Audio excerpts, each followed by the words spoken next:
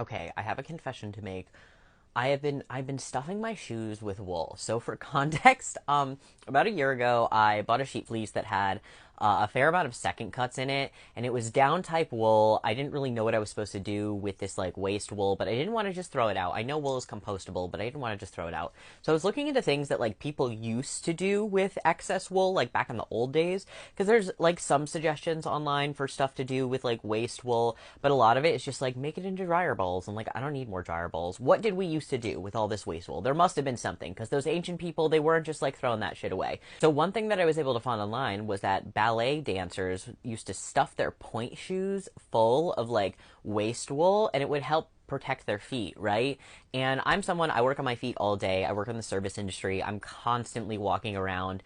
And I get really high quality no slip shoes, but after even like 6 months, there's just some wear and tear on them. They start to sort of like, I don't know, hurt the backs of my feet and things like that. So I started stuffing them with wool about a year ago.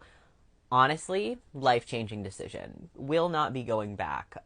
Is it a little bit awkward sometimes when people look in my shoe and they're like, is that like an insert? Like, what is that? And I'm like, no, it's wool. It's just wool, because that's what it forms. After a while, like all of that wool kind of like moves around and settles and makes like a DIY shoe insert. I used to buy shoe inserts, and I would eat through them super quickly, and they would sort of make my feet feel better, but like not enough for me to frankly justify the price of most shoe inserts.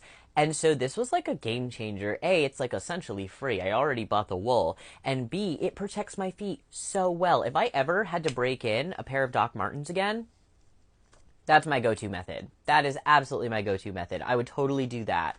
Um, if you're looking for something to do with your waste wool this season.